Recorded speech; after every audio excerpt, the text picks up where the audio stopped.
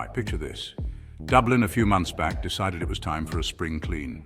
The city, known for its rich history and vibrant culture, was about to embark on a mission to tidy up its streets. Not the usual bins out, windows washed type, mind you. This wasn't just about making the city look pretty for the tourists or giving the locals a cleaner environment. This was a full-on dismantling of migrant camps that had sprung up like stubborn weeds.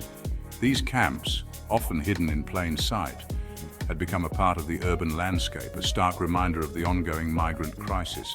The powers that be, full of good intentions or maybe just eager to avoid bad press, swooped in, packed up the tents and shipped everyone off to, well, that's a story for another day. The authorities claimed it was for the greater good, a necessary step to restore order and safety.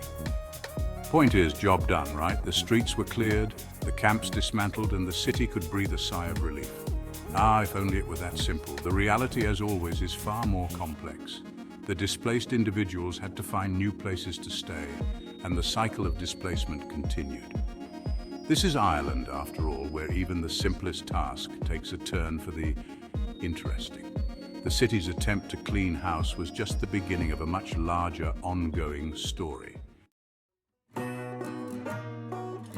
Look, it's a tough situation, no doubt. The challenges are immense, and the struggles are real. Every day brings new hurdles, and it can feel overwhelming. But even in the midst of all this, we Irish can't help but find a bit of humour. It's our way of coping, our way of making sense of the chaos around us.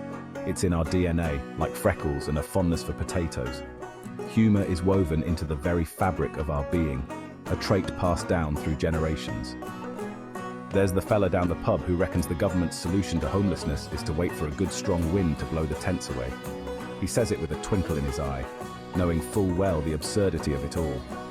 And the granny who swears she saw a leprechaun offering to share his pot of gold if they'd build him a tiny house next to the canal. She tells the story with such conviction you almost believe her. It's these moments of levity that keep us going, that remind us to find the funny in the fiasco even when it's hard.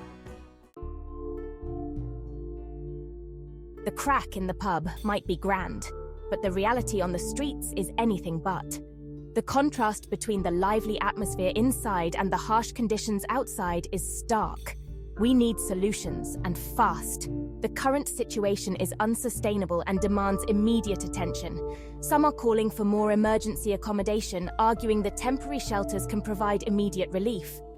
Others are advocating for faster processing of asylum claims, believing that speeding up the system will reduce the backlog and help people move on with their lives. The one thing everyone agrees on: this can't go on. The current conditions are simply not humane or sustainable. Absolutely. We need to act quickly. The longer we wait, the more people suffer. The urgency of the situation can't be overstated. Every moment of delay exacerbates the crisis.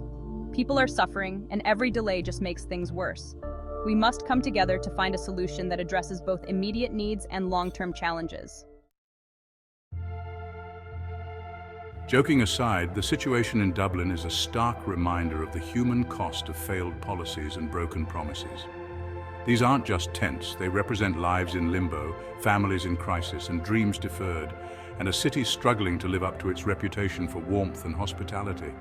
It's time for action, not words. It's time for compassion, not indifference. It's time, as we say in Ireland, to get our act together and make a real difference.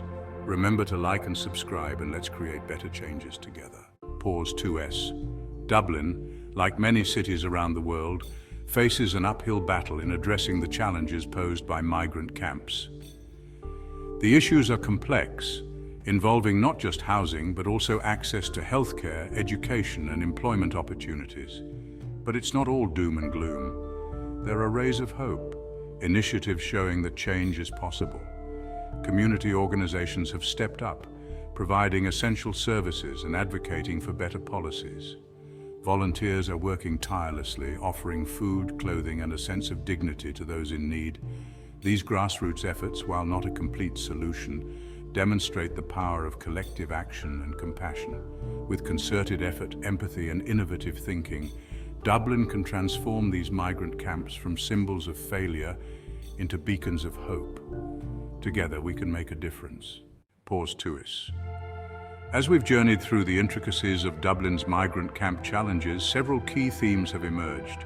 The complexities of housing, healthcare, and employment for migrants are daunting but not insurmountable. Community organizations and volunteers have shown us that grassroots efforts can indeed make a significant impact. Pause 1S. Secondly, policy changes are crucial. Governments must prioritize affordable housing and streamline the asylum process. Public-private partnerships offer a promising avenue to pool resources and expertise. Pause 1S. Lastly, public awareness and advocacy are indispensable. Change often starts with a single voice, and each of us has a role to play. Pause 2S.